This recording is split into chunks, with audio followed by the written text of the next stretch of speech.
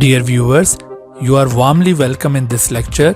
Kindly subscribe this channel and also press the bell icon below so that you could be notified about any new video from Biology Guardian. Thank you.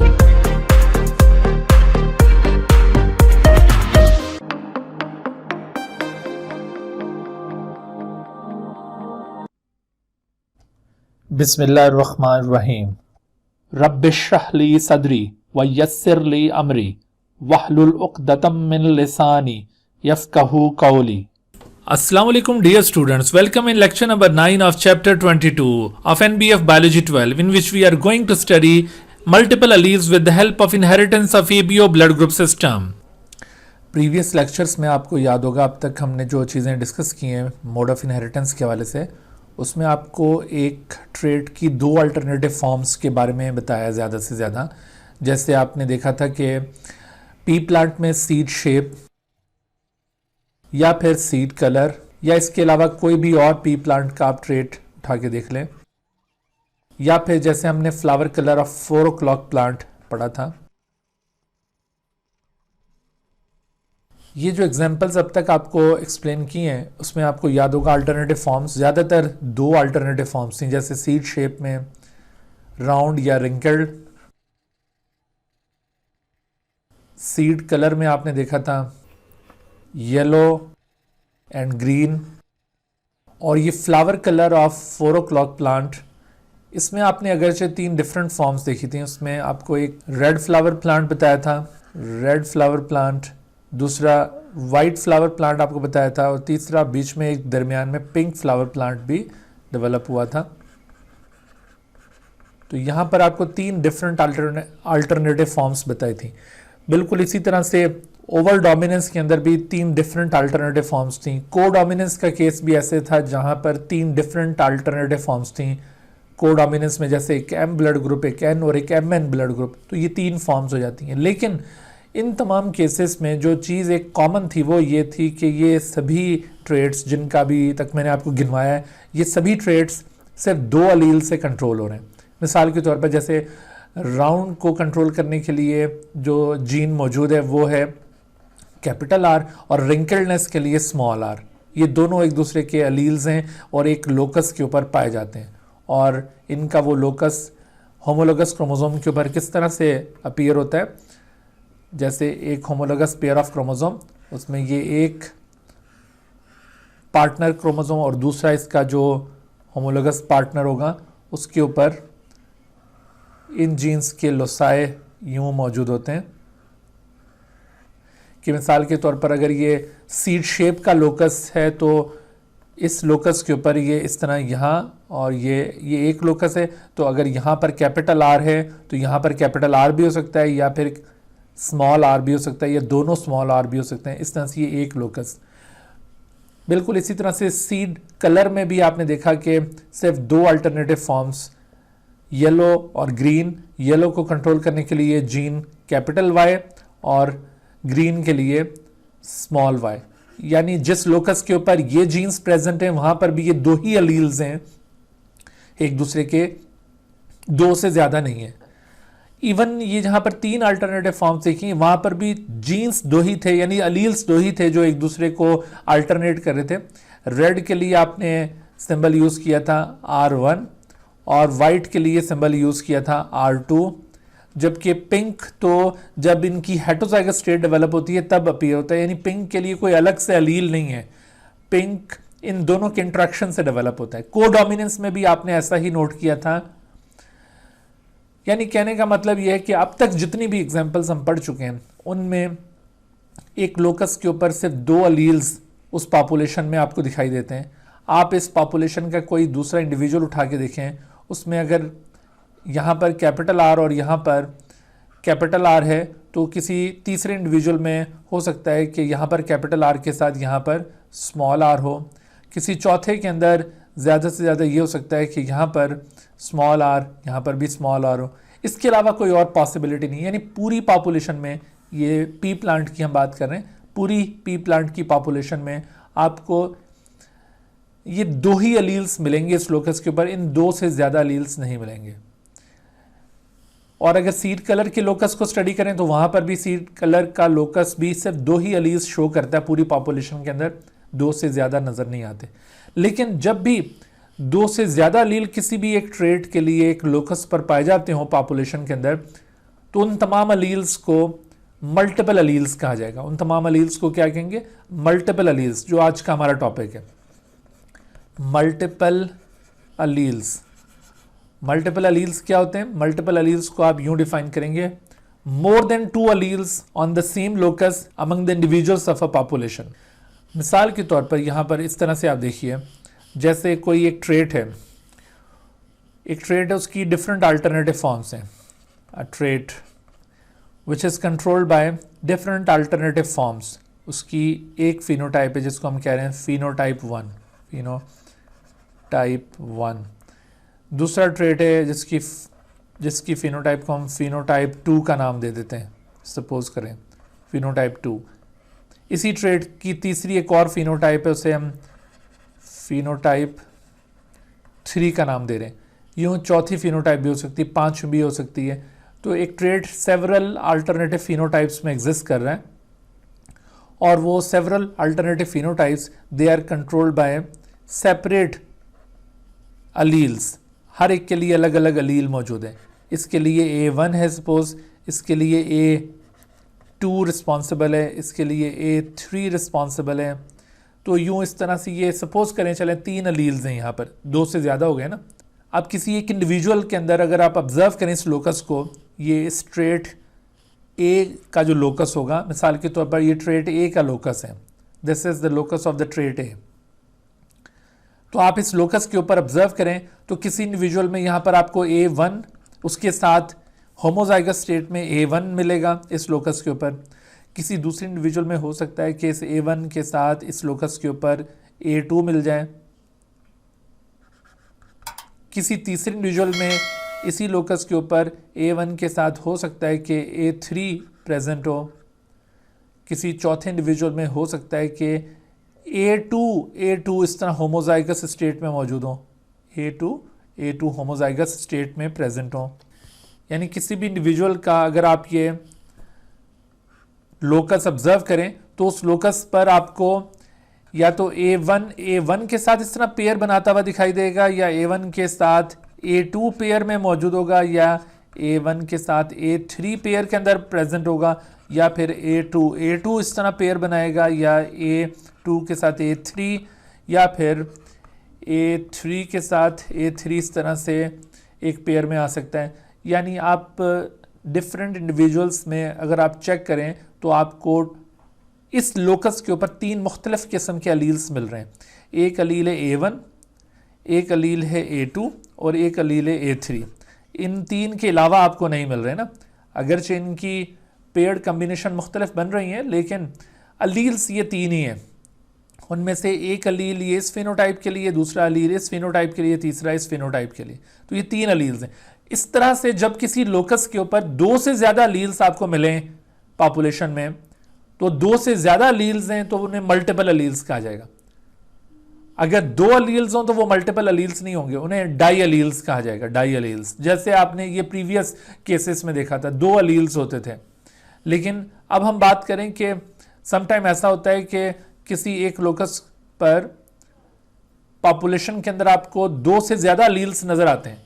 ऐसे तमाम alleles को multiple alleles कहा जाता है। तो किसी एक locus पर कितने मल्टीपल अलील्स हो सकते हैं पॉपुलेशन के अंदर? हो सकता है कि वो 3 हो सकता है वो 10 हो सकता है 50 हो सकता है 100 हो। यानी मल्टीपल अलील्स का जो नंबर है वो फिक्स नहीं है कि भाई एक पॉपुलेशन में इस लोकस पर कितने डिफरेंट टाइप के अलील्स हो सकते हैं। ये सेवरल हो सकते हैं, लेकिन इन तमाम अलील्स में से एक वक्त में सिर्फ 2 ही प्रेजेंट होंगे। हम यहां पर पूरी पॉपुलेशन की बात करें ना, कि पूरी पॉपुलेशन में जब आप इस लोकस को स्टडी करेंगे तो उसमें आपको टोटल 2 से ज्यादा मिलेंगे। 3 हो सकते हैं, 4, 5, 10, 15, 20, 25, 100। लेकिन एक इंडिविजुअल में, किसी भी एक इंडिविजुअल में जब आप ऑब्जर्व करेंगे उस लोकस को, तो उन हंड्रेड्स ऑफ मल्टीपल अलील्स में से, ख्वाह जितने भी वो मल्टीपल अलील्स हों, उन सब मल्टीपल अलील में से कोई से 2 इस तरह कम्बिनेशन में मौजूद होंगे। हो सकता है वो दोनों आइडेंटिकल हों, यानी होमोजाइगस स्टेट हो सकता है वो दोनों कंट्रास्टिंग हो, यानी हेटरोजाइगस स्टेट हो। ये दोनों पॉसिबिलिटीज हैं। तो आपने मल्टीपल अलील्स के बारे में देखा कि multiple alleles are more than 2 alleles on the same locus among the individuals of a population. और किसी ट्रेट की कितनी मल्टीपल अलील्स हो सकती हैं, यानी जो मल्टीपल अलीलिक ट्रेट होगा वो कितनी मल्टीपल अलील्स से कंट्रोल होता होगा। एटलीस्ट वो 3 से कंट्रोल होता होगा, लेकिन ज़्यादा से ज़्यादा कितने से कंट्रोल होगा वो, ये कोई फिक्स नहीं है। असल में ये जो नए अलील्स होते हैं ना, ये कैसे ओरिजिनेट होते हैं? New alleles are the products of mutation. New alleles are the products of mutation. ये म्यूटेशन से ओरिजिनेट होते हैं, ये म्यूटेशन की प्रोडक्ट्स हैं। मिसाल के तौर पर जैसे हम बात करें कि पी प्लांट के अंदर सिर्फ 2 अलील्स अभी हमें मिल रहे हैं सीड शेप के लिहाज से। सीड शेप का जो लोकस है उस पर आपको सिर्फ 2 ही किस्म के अलील्स मिल रहे हैं, एक कैपिटल आर और एक स्मॉल आर। हो सकता है कि म्यूटेशन की वजह से इनमें से किसी अलील में, किसी इंडिविजुअल में चेंजिंग आ जाए और वो फिर एक तीसरा अलील बन जाए।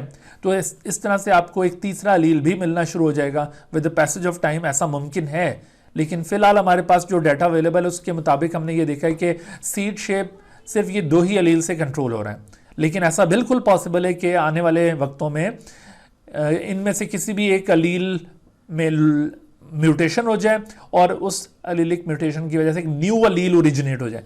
तो new allele always originate through mutation. तो इस तरह से ये जो 2 से ज़्यादा अलील्स हो जाएं अगर किसी भी ट्रेड के, तो उन सबको फिर मल्टीपल अलील्स कहा जाएगा। अब इन मल्टीपल अलील्स का इनहेरिटेंस कैसे होता है, ये आज का हमारा टॉपिक है, इसको हमने फर्दर डिस्कस करना है। मल्टीपल अलीलिक इनहेरिटेंस की हम यहाँ पर जो एग्जांपल कोट करेंगे वो हमारे ब्लड ग्रुप सिस्टम में से एक ब्लड ग्रुप सिस्टम है, उसे कहते हैं ABO ब्लड ग्रुप सिस्टम। लेकिन उससे पहले आपको थोड़ा सा एक इंट्रोडक्शन ब्लड ग्रुप सिस्टम्स का बताते चलें। आपने सेल स्ट्रक्चर एंड फंक्शन वाले चैप्टर के अंदर फर्स्ट ईयर में ये ज़रूर पढ़ा होगा कि हमारी सेल मेम्ब्रेन के ऊपर सेल सरफेस मार्कर्स प्रेजेंट होते हैं। और ये सेल सरफेस मार्कर्स क्या कहलाते हैं? These cell surface markers are called antigens. Antigens are specific glycoprotein molecules which provide recognition to a particular kind of cell.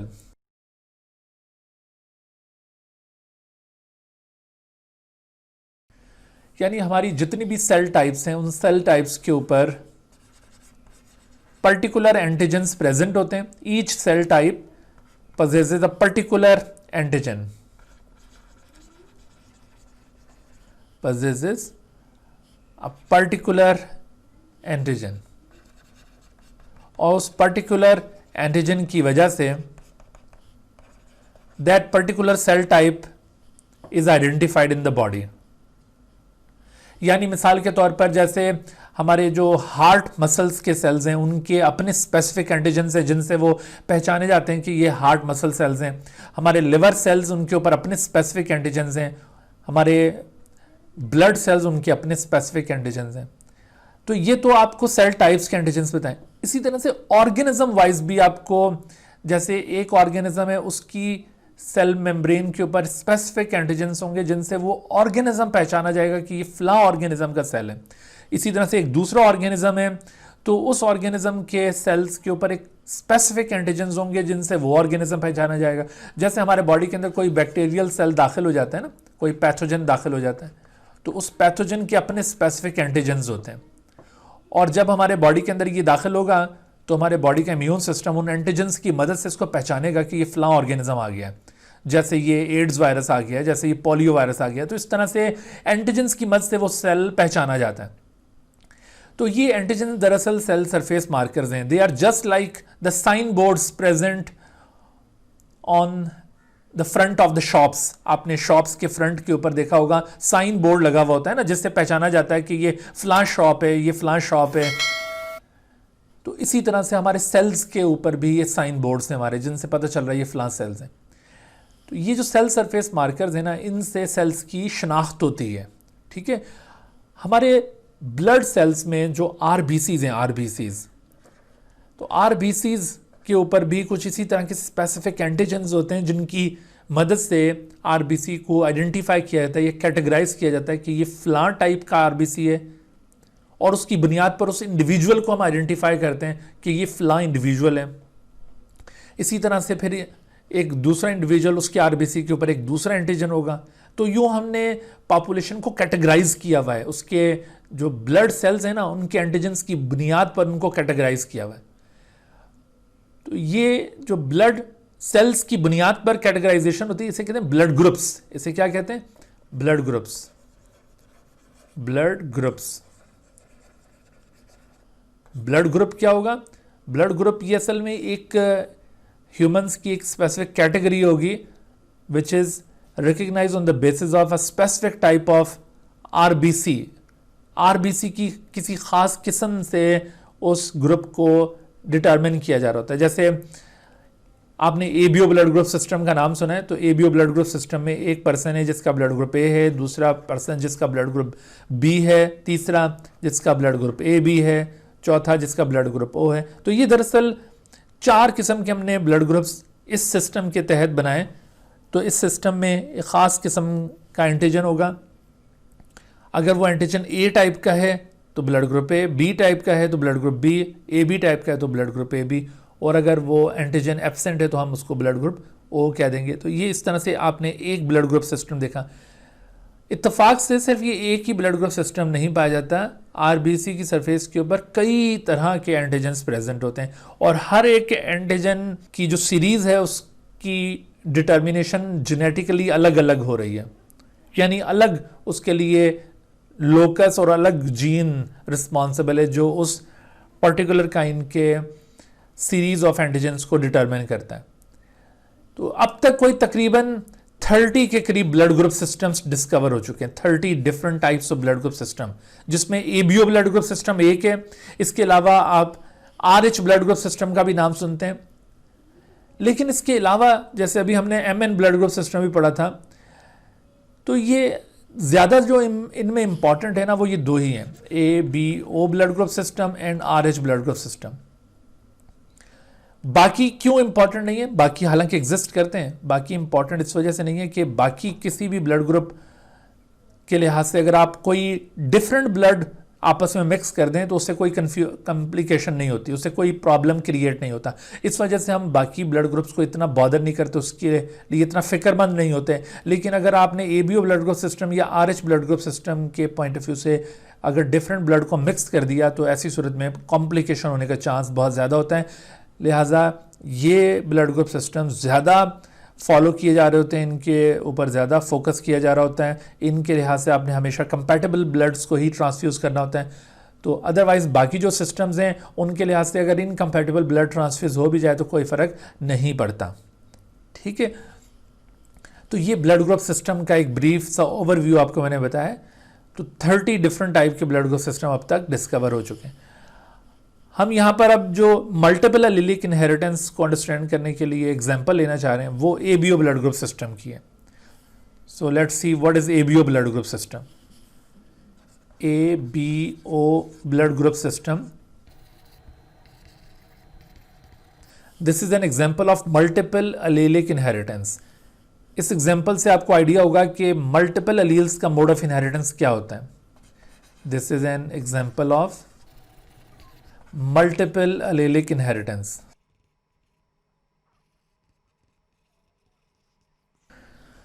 Multiple allylic inheritance, इसकी example के तौर पर हम डिस्कस करने जा रहे हैं एबीओ ब्लड ग्रुप सिस्टम। सबसे पहले आपको एबीओ ब्लड ग्रुप सिस्टम की फिजियोलॉजिकल बेसिस बताते हैं। फिजियोलॉजिकल बेसिस से मतलब है कि हम किस बुनियाद पर इसको रिकग्नाइज करते हैं। फिजियोलॉजिकल बेसिस यानी दूसरे लफ्ज़ों में determination of different types of ABO blood group system. ABO blood group system की जो डिफरेंट टाइप्स उसको कैसे डिटर्मिन करते हैं। Determination of different types of ABO system. ABO blood group system पूरा एक ब्लड ग्रुप सिस्टम है और इसकी जो डिफरेंट टाइप्स हैं उनको कैसे डिटर्मिन किया जाता है, उसको कैसे रिकग्नाइज किया जाता है। तो ये चीज़ आपको पहले बताते हैं।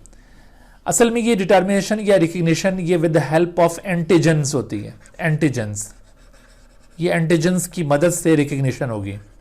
जैसे मैंने अभी आपको बताया था कि antigens are cell surface markers और उनकी वजह से हम सेल्स को आइडेंटिफाई करते हैं। तो एबीओ ब्लड ग्रुप सिस्टम में भी हम जो ब्लड ग्रुप्स रिकग्नाइज करेंगे वो बेस्ड अपॉन पर्टिकुलर एंटीजेंस हैं।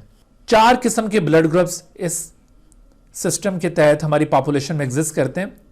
4 kind of blood groups are found in our population, and these 4 kind of blood groups are determined on the basis of presence or absence of particular antigens. These 4 kind of blood groups are blood group A, blood group B, blood group AB and the blood group O. ये 4 किस्म के blood groups हैं, and these blood groups can be identified, can be determined on the basis of presence or absence of particular antigens. And what are those antigens? वो antigens दरअसल phenotype कहलाएगी। The presence or absence of those antigens will be called as phenotype. इसको आप phenotype consider करेंगे। This is actually the phenotype. Phenotype physical appearance को कहते हैं ना, तो हम पर्टिकुलर एंटीजेंस की प्रेजेंस या एब्सेंस को फिनोटाइप कहेंगे और उस फिनोटाइप की बुनियाद पर ये ग्रुप डिटरमिन हो रहा है। मिसाल के तौर पर अगर किसी शख्स की आरबीसी की सरफेस पर एक ख़ास किस्म का एंटीजन है, उस एंटीजन को नाम दिया गया ए एंटीजन। असल उसका केमिकल नेम तो कुछ और होता है, लेकिन हम उसको रेफरेंस के लिए ए का नाम दे रहे हैं। उस पर्टिकुलर एंटीजन को ए का नाम दिया है। तो if the surface of RBC is decorated with A antigen, इस तरह से उसकी सरफेस पर ए एंटीजन अटैच्ड है, the blood group will be called as A blood group. On the other hand, if the surface of RBC is decorated with another antigen of this series, इसी series का एक और antigen, उसे B antigen कहा जाता है। अगर इसकी सरफेस पर ये B एंटीजन प्रेजेंट है, then the blood group of this person will be called as B blood group. आप देखें इसका ये RBC, इसकी सरफेस पर B एंटीजन प्रेजेंट है। ये एंटीजन मैंने अभी आपको जैसे बताया था, ये ग्लाइकोप्रोटीन मॉलिक्यूल्स होते हैं और ये सरफेस के ऊपर मेम्ब्रेन के साथ अटैच्ड हैं, मेम्ब्रेन में एम्बेडेड हैं ये, उनसे हम इनको आइडेंटिफाई कर रहे हैं। तो इस सीरीज़ के ये 2 एंटीजन्स हैं, एक ए और एक बी। अगर ए प्रेजेंट होगा तो ब्लड ग्रुप ए कहलाएगा, बी प्रेजेंट होगा तो ब्लड ग्रुप बी कहलाएगा। लेकिन पॉपुलेशन में हमें कुछ ऐसे इंडिविजुअल्स भी मिलते हैं जिनमें ये दोनों एंटीजन्स एक ही आरबीसी पे भी पाए जाते हैं। If both antigens are present on the same RBC, एक ही RBC पर आपको A एंटीजन भी मिल रहा है और उसी के ऊपर B एंटीजन भी मिल रहा है, तो फिर ब्लड ग्रुप को AB कहा जाएगा।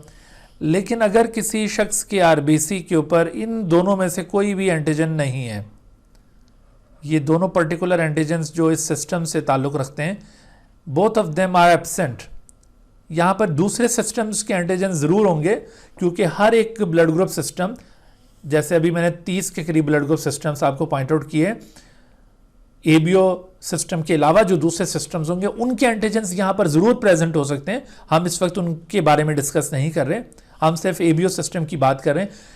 एबीओ सिस्टम का कोई भी एंटीजन इस सरफेस के ऊपर नहीं है, इस आरबीसी की सरफेस पर मौजूद नहीं। अगर एबीओ सिस्टम का कोई भी एंटीजन इस आरबीसी की सरफेस पर ना हो तो ऐसे आरबीसी को कैटेगराइज किया जाएगा ओ, यानी ये शख्स ओ ब्लड ग्रुप रखता है। तो इस तरह से आपने देखा कि ये एबीओ ब्लड ग्रुप सिस्टम, इसकी जो डिफरेंट टाइप्स, उसकी determination on the basis of presence of specific antigens होती है। अगर ये ए एंटीजन प्रेजेंट है तो blood group A, B present है तो blood group B, A B present है, दोनों प्रेजेंट हैं तो ब्लड ग्रुप ए बी, और अगर ये एब्सेंट है, कोई भी नहीं है इन दोनों में से, तो ब्लड ग्रुप ओ कहलाएगा। तो ये इसकी फिजियोलॉजिकल बेसिस भी कहलाएगी, और इसको determination of different types of ABO types, ये भी आप कह सकते हैं इसको, या फिर टाइप्स ऑफ एंटीजेंस भी कह सकते हैं। अच्छा, उसके बाद फिर नेक्स्ट एस्पेक्ट जो हमने डिस्कस करना है वो है इनकी जेनेटिक बेसिस। अब ज़रा इनकी जेनेटिक बेसिस मुलाहिजा कीजिए, यानी इस सिस्टम की जेनेटिक डिटर्मिनेशन कैसे होती है, जेनेटिकली ये ब्लड ग्रुप कैसे इस्टेब्लिश होते हैं। तो इसकी जेनेटिक डिटर्मिनेशन कुछ इस तरह से होगी, इन एंटीजेंस को प्रोड्यूस करने के लिए स्पेसिफिक जीन्स हमारे क्रोमोसोम्स में मौजूद हैं। एबीओ ब्लड ग्रुप सिस्टम के इस लोकस के ऊपर आपको एबीओ ब्लड ग्रुप सिस्टम का ये जीन 3 डिफरेंट फॉर्म्स में मिलेगा।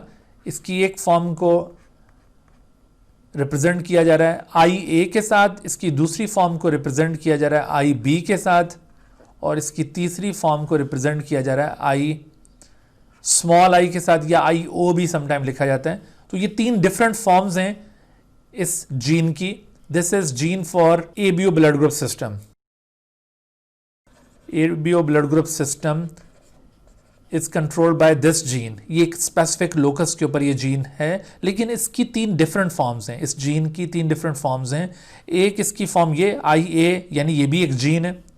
आई भी इसकी ये एक और अल्टरनेटिव फॉर्म है, और small I this is again another alternative form.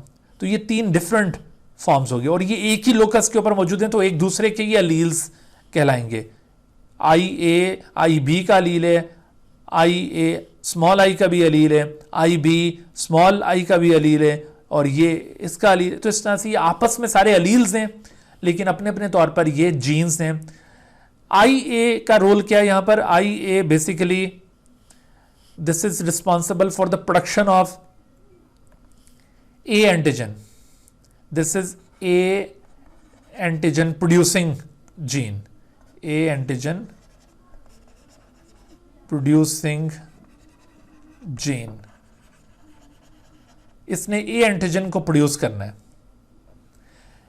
इसके मुकाबले में I B is B antigen producing gene.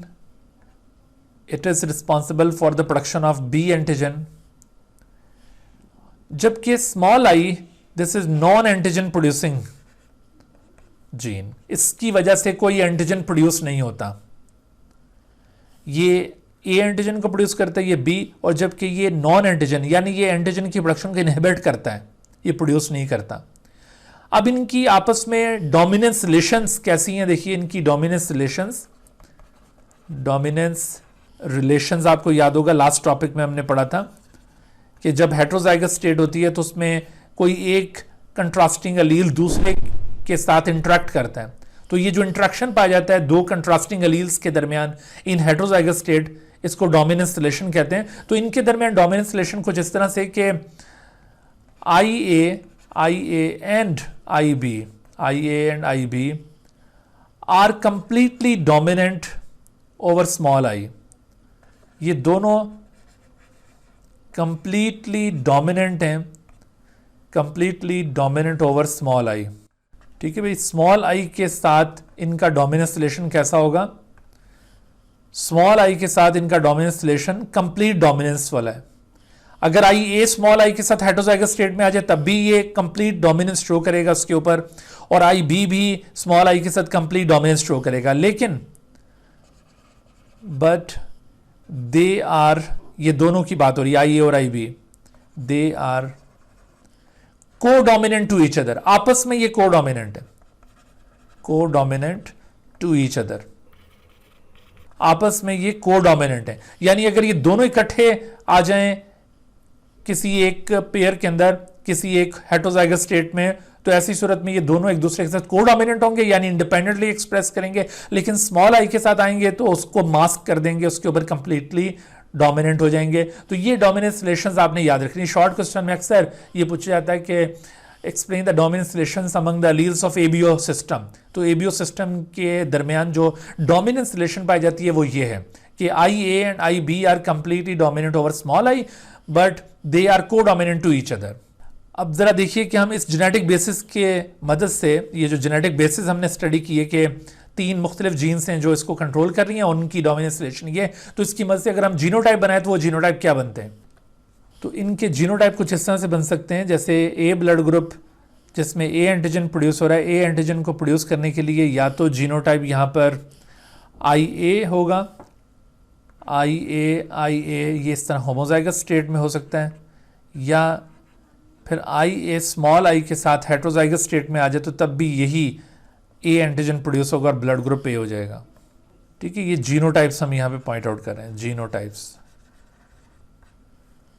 तो इसमें इसका ए ब्लड ग्रुप का जीनोटाइप ये बनेगा, जबकि बी ब्लड ग्रुप के लिए जो जीनोटाइप यहाँ पर पॉसिबल है वो क्या है?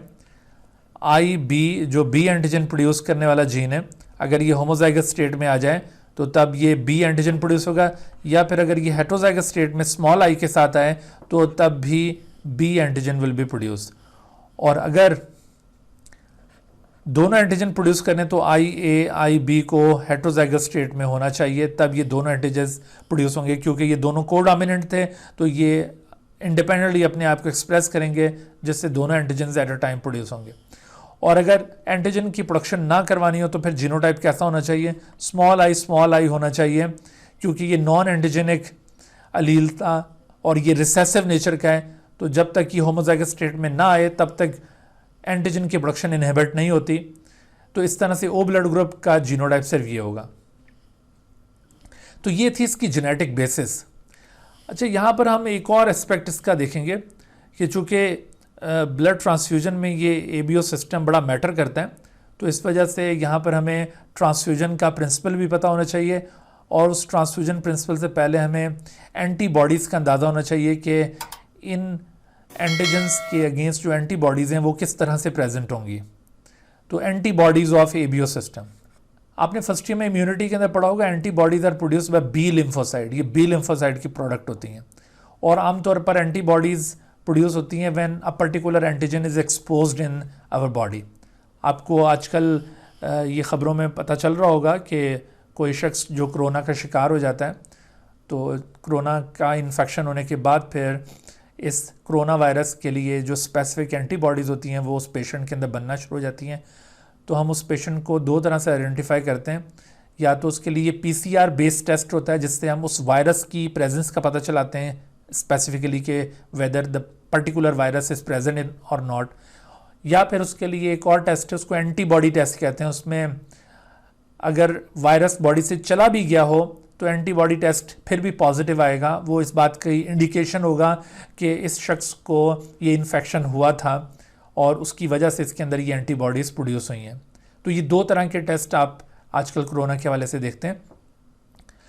तो एंटीबॉडीज़ इम्यून सिस्टम की प्रोडक्ट्स हैं, ये बी लिम्फोसाइट प्रोड्यूस करती हैं। आमतौर पर एंटीबॉडीज़ उस वक्त प्रोड्यूस होती हैं जब कोई पर्टिकुलर एंटीजन बॉडी के अंदर एक्सपोज हो, यानी बाहर से कोई फॉरेन बॉडी आए तो उसके रिस्पांस में बी लिम्फोसाइट एंटीबॉडी प्रोड्यूस करते हैं। लेकिन ये जो ABO ब्लड ग्रुप सिस्टम की एंटीबॉडीज़ होंगी ये बाय बर्थ प्रोड्यूस होती रहती हैं।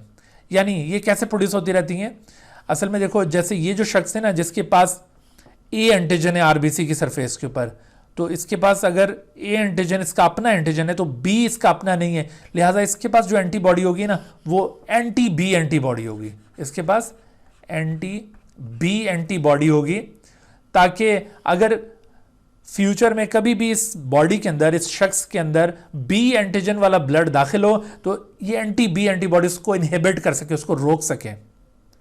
इसी तरह से ये शख्स, इसके पास अपना जो एंटीजन है वो B एंटीजन है, ब्लड ग्रुप B है, लेकिन इसके अंदर जो एंटीबॉडी प्रोड्यूस हो रही है वो एंटी-A है, एंटी-A एंटीबॉडी।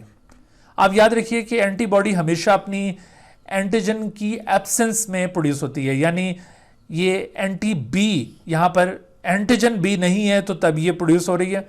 एंटी-A एंटीबॉडी ये प्रोड्यूस हो रही है अगर एंटीजन A एब्सेंट है तो each antibodies produce in the absence of its corresponding antigen. ठीक है, अब ये शख्स जो AB ब्लड ग्रुप रखता है जिसके पास दोनों एंटीजन्स हैं, तो इसके पास कौन सी एंटीबॉडी होगी, तो इसके पास कोई एंटीबॉडी प्रोड्यूस नहीं होगी, क्योंकि अगर कोई भी एंटीबॉडी इसके पास बन गई, इस सिस्टम की एंटीबॉडी की मैं बात कर रहा हूँ, ये A या B एंटीबॉडी में से कोई भी एंटीबॉडी इसके पास बना तो वो इसके अपने ही RBC को डिस्ट्रॉय कर देगा। इस वजह से ये पर्सन जो AB ब्लड ग्रुप रखने वाला है इसके पास कोई एंटीबॉडी नहीं होगी। लेकिन जिस शख्स का ब्लड ग्रुप O है, इसके पास चूँकि ABO सिस्टम का कोई भी एंटीजन नहीं है, लिहाजा इसके पास ये दोनों एंटीबॉडी प्रोड्यूस होंगी, both anti A and anti B antibody will be produce in this person. तो आपने ABO सिस्टम की एंटीबॉडी की प्रोडक्शन के हवाले से याद रखना है कि हर एक पर्टिकुलर एंटीबॉडी अपनी करस्पॉन्डिंग एंटीजन की एब्सेंस में होगा और ये बाय बर्थ प्रोड्यूस होता रहेगा और टिल डेथ इसकी प्रोडक्शन जारी रहेगी। इसमें ऐसा नहीं है कि जब कभी कोई रॉन्ग ब्लड दाखिल हो तो तभी उसके रिस्पांस में फिर एंटीबॉडी प्रोड्यूस होगी, ऐसे नहीं होगा यहाँ पे। ठीक हो गया। अच्छा, अब इसी एंटीबॉडी की बुनियाद पर हम ट्रांसफ्यूजन को डिटरमिन कर सकते हैं। ट्रांसफ्यूजन का प्रिंसिपल कुछ इस तरह से होता है। ट्रांसफ्यूजन प्रिंसिपल मैं आपको यहाँ पे बता दूँ। ट्रांसफ्यूजन प्रिंसिपल, ट्रांसफ्यूजन का मतलब होता है blood donation. Transfer of blood from one person to another. इसका प्रिंसिपल ये है कि इसमें दो लोग इंटरेक्ट कर रहे होते हैं, एक को कहते हैं डोनर और दूसरे को रिसिपिएंट। डोनर से आपने ब्लड लेकर रिसिपिएंट को देना है, इन दो के दरमियान ये इंटरेक्शन हो रहा है। अच्छा, डोनर का ब्लड रिसिपिएंट की बॉडी में दाखिल हो रहा है तो डोनर के पास भी एंटीजन और एंटीबॉडी मौजूद हैं और रिसिपिएंट के पास भी एंटीजन और एंटीबॉडी मौजूद हैं। लेकिन ये ट्रांसफ्यूजन में ज़्यादा इंपॉर्टेंस किसकी होती है? डोनर के एंटीजन की इंपॉर्टेंस होती है। इसका एंटीजन सिग्निफिकेंट होता है, एंटीजन, और जबकि रिसिपिएंट का एंटीबॉडी सिग्निफिकेंट होगा, एंटीबॉडी सिग्निफिकेंट होगा। हालांकि रिसिपिएंट के ब्लड के अंदर भी एंटीजन एंटीबॉडी दोनों चीज़ें मौजूद होंगी और डोनर के पास भी एंटीजन एंटीबॉडी दोनों चीज़ें मौजूद होंगी इसके ब्लड में, लेकिन इंपॉर्टेंस किसकी है? इंपॉर्टेंस डोनर के एंटीजन की है और रिसिपिएंट के एंटीबॉडी की। वो क्यों? क्योंकि जब आप ये इस तरह से ब्लड डोनेट करते हैं ना, एक डोनर का ब्लड रिसिपिएंट की बॉडी में इंजेक्ट करते हैं, तो रिसिपिएंट की बॉडी के अंदर अगर रॉन्ग ब्लड हो तो ऐसी सूरत में इंटरेक्शन डेवलप होगा, और वो इंटरेक्शन क्या होगा? वो इंटरेक्शन दरअसल डोनर की एंटीजन और रिसिपिएंट की एंटीबॉडी के दरमियान वो इंटरेक्शन होगा। उस इंटरेक्शन को कहते हैं अग्लूटिनेशन। उस इंटरेक्शन को क्या कहते हैं? Agglutination. What is agglutination? Agglutination is the reaction between antigen and antibody. इसको आप एंटीजन एंटीबॉडी रिएक्शन भी कह सकते हैं, एंटीजन एंटीबॉडी रिएक्शन। ये एंटीजन एंटीबॉडी रिएक्शन दरअसल उस वक्त परफॉर्म होता है जब रॉन्ग ब्लड ट्रांसफ्यूज है। रॉन्ग ब्लड ट्रांसफ्यूज होने से मतलब है कि अगर ये एंटीजन ए है और इधर एंटी ए एंटीबॉडी मौजूद थी, एंटी ए एंटीबॉडी यहाँ पर मौजूद थी, तो ऐसी सूरत में ये A antigen anti A antibody के साथ आपस में रिएक्ट कर जाएगी और इस रिएक्शन को अग्लूटिनेशन कहेंगे। यानी ये किस्म का रॉन्ग ब्लड ट्रांसफ्यूजन हुआ है जब ये अग्लूटिनेशन शुरू हुई है। तो जब भी रॉन्ग ब्लड ट्रांसफ्यूज होगा, अग्लूटिनेशन होगी, तो उस अग्लूटिनेशन में ये एंटीजन किस शख्स का होगा? एंटीजन हमेशा डोनर का पार्टिसिपेट करता है इस अग्लूटिनेशन में। और एंटीबॉडी किसका होगा? एंटीबॉडी दरअसल रिसिपिएंट का होगा। कभी भी डोनर का एंटीबॉडी रिएक्ट नहीं करता अग्लूटिनेशन के दौरान और कभी भी रिसिपिएंट का एंटीजन रिएक्ट नहीं करता। उसकी क्या वजह है ये अभी आगे चलकर आपको बताते हैं। तो आपने ये याद रखना है कि during wrong blood transfusion agglutination occurs, and in agglutination antigen antibody reaction takes place in which antigen belongs to the donor's blood and the antibody belongs to the recipient blood। इस वजह से हम कह रहे हैं कि डोनर का antigen significant है और रिसिपिएंट का एंटीबॉडी सिग्निफिकेंट है। लिहाजा आपने जब ट्रांसफ्यूजन परफॉर्म करनी है तो इसका प्रिंसिपल क्या होगा? आपने प्रिंसिपल ये याद रखना है कि आपने ट्रांसफ्यूजन बनाते हुए यानी ब्लड डोनेशन करते हुए डोनर के एंटीजन का ख्याल रखना है कि राइट काइंड का एंटीजन हो उसके अंदर, और रिसिपिएंट की एंटीबॉडी के ऊपर नज़र रखनी है। मिसाल के तौर पर जैसे अगर एक डोनर शख्स जो है वो अगर ए ब्लड ग्रुप रखता है, ठीक है, यहाँ पर सपोज करो मैं इधर डोनर लिखता हूँ, ये डोनर्स हैं और ये रिसिपिएंट्स हैं। तो अगर रिसिपिएंट ए ब्लड ग्रुप रखता है तो ऑब्वियसली ए ब्लड ग्रुप वाले पर्सन के पास एंटीबॉडी कौन सा होगा? इसके पास एंटीबॉडी एंटी बी होगा, एंटी बी। और इस रिसिपिएंट के पास एंटीजन कौन सा होगा? इसके पास एंटीजन होगा ए एंटीजन। इसी वजह से इसका ब्लड ग्रुप ए है ना, तो इसका एंटीजन ए है लेकिन इसका एंटीबॉडी इसके पास एंटी बी है। तो हमने ब्लड ट्रांसफ्यूजन के दौरान रिसिपिएंट के किस कंपोनेंट के ऊपर नजर रखनी है, किसको फोकस करना है? एंटीबॉडी को। इसके बाद एंटी बी एंटीबॉडी है, लिहाजा हम इस रिसिपिएंट के अंदर कोई भी ऐसा ब्लड ट्रांसफ्यूज नहीं करेंगे जिसके पास बी एंटीजन हो। अगर बी एंटीजन वाला ब्लड इसमें ट्रांसफ्यूज किया तो ऐसी सूरत में कॉम्प्लिकेशन हो सकती है। तो बी एंटीजन के बगैर जो ब्लड है वो कौन कौन से हैं? बी एंटीजन के बगैर ब्लड ए हो सकता है, इसके अंदर बी एंटीजन नहीं होगा, या ओ हो सकता है, इसके पास भी बी एंटीजन नहीं होगा। तो A and O can be the donor of this person. आपने देखा कि डोनर का एंटीजन यहां पर इंपॉर्टेंस रखता है और रिसिपिएंट का एंटीबॉडी, तो आपने रिसिपिएंट के एंटीबॉडी की बुनियाद पर डोनर्स ब्लड सेलेक्ट करना होता है। अगर रिसिपिएंट बी एंटीबॉडी पोजेस कर रहा है तो आपने बी एंटीजन कंटेनिंग ब्लड इसको नहीं देना। बस इसी तरह से आपने ये ट्रांसफ्यूजन्स यहाँ पे सिलेक्ट करनी है। तो इस टेबल को हम यहाँ पे देखिए कंप्लीट करते हैं। ये एंटीबॉडीज़ यहाँ पे पॉइंट आउट किए हुए और साथ हम इनके अब डोनर्स को यहाँ पे पॉइंट आउट कर देते हैं कि इनके डोनर्स कौन कौन से हो सकते हैं। मिसाल के तौर पर जैसे अभी हम बात कर रहे थे कि ये शख्स ए है, अगर ये रिसिपिएंट है तो इसका डोनर कौन होगा। इसका डोनर आपने सिलेक्ट करना है on the basis of the recipient's antibody. अगर रिसिपिएंट के पास एंटी बी एंटीबॉडी है तो आप इसको बी ब्लड ग्रुप नहीं दे सकते, इसको ए बी भी नहीं दे सकते। इसके पास चॉइस कौन सी है, या ए दे सकते हैं या ओ दे सकते हैं। सिमिलरली अगर ये शख्स रिसिपिएंट है जिसके पास एंटी ए एंटीबॉडी है तो आप इसको बी ब्लड ग्रुप और ओ दे सकते हैं। आप इसको ए या ए बी नहीं देंगे क्योंकि ए या ए बी में ए एंटीजन होगा और ये एंटी ए एंटीबॉडी कंटेन करता है। जबकि ये जो ए बी पर्सन है इसके पास चूंकि एंटीबॉडी कोई भी नहीं है सिस्टम की, लिहाजा आप कोई भी ब्लड ग्रुप इसको दे दें, एनी ब्लड ग्रुप, यानी ए दें, ओ दें, बी दें, ए बी दें, सारे ब्लड इसके साथ मैच कर जाएंगे। वो क्यों? क्योंकि इसके पास रिएक्ट करने के लिए कोई एंटीबॉडी नहीं है। तो इस तरह से ये यूनिवर्सल रिसिपिएंट बन गया। It becomes universal recipient. Why it is called universal recipient? इसको यूनिवर्सल रिसिपिएंट क्यों कहते हैं? तो इसको यूनिवर्सल रिसिपिएंट इस बुनियाद पे कहते हैं कि इसको तमाम ब्लड ग्रुप डोनेट किए जा सकते हैं because it has no antibody to react with the donor's blood. आपने यहाँ पे रेफरेंस साथ जरूर कोट करना है कि it can be donated by any blood because it has no antibody to react. खाली आपने ये नहीं कहना कि it can be donated by any blood therefore it is called universal recipient.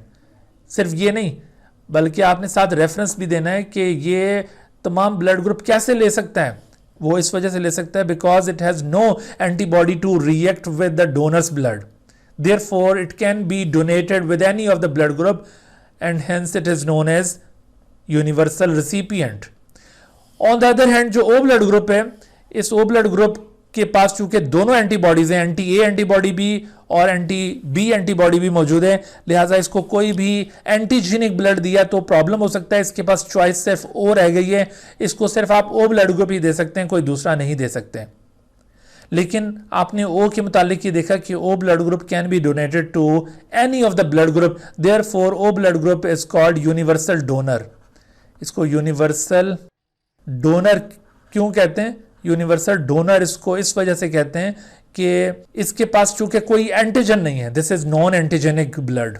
आपको याद है ना कि डोनर्स एंटीजन इज सिग्निफिकेंट, तो since it is non antigenic blood therefore this blood can be donated to any of the blood group, hence it is known as universal donor।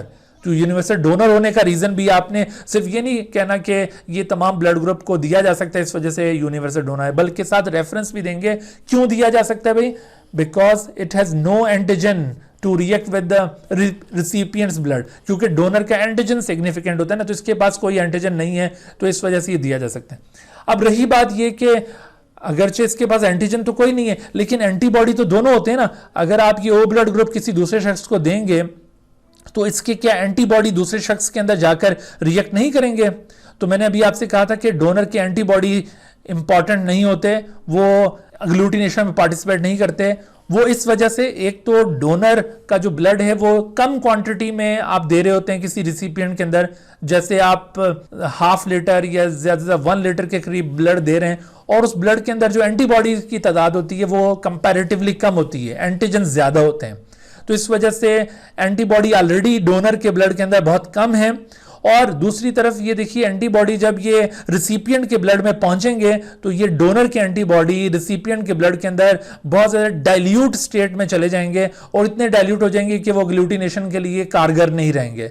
और फिर तीसरी बात ये कि रिसिपिएंट के ब्लड के अंदर पहुंचने के बाद ये डोनर्स के एंटीबॉडीज ब्लड के अंदर ही परसेस नहीं करते बल्कि ये इंटरसेलुलर स्पेसेस के अंदर भी डिस्पर्स कर जाते हैं, तो इस वजह से इनका इफेक्ट खत्म हो जाता है। तो आप याद रखें कि donor's antibodies are not significant, they lose their effect in the recipient's blood. Donor का एंटीजन असल इंपॉर्टेंस रखता है जो आरबीसी की सरफेस पे मौजूद है, लिहाजा ये डोनर का एंटीजन आपने कंसिडर करना है while selecting the transfusions.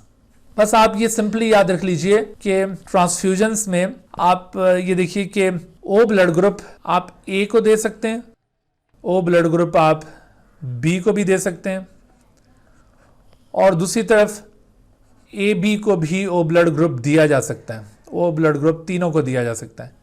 A blood group A B को दिया जा सकता है, B blood group A B को दिया जा सकता है। तो ए बी किसी भी ब्लड ग्रुप से मैच कर जाएगा, ए बी को कोई भी ब्लड ग्रुप दिया जा सकता है, लेकिन ए बी का अपना ब्लड ग्रुप किसी दूसरे ब्लड ग्रुप को नहीं लग सकता। तो बस ये आपने प्रिंसिपल याद रखना है।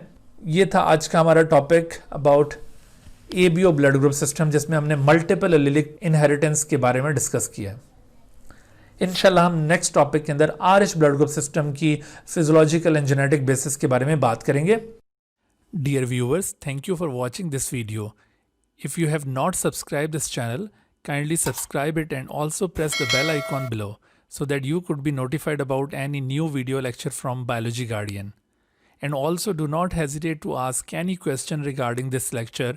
My contacts are shown on the screen. Thank you once again.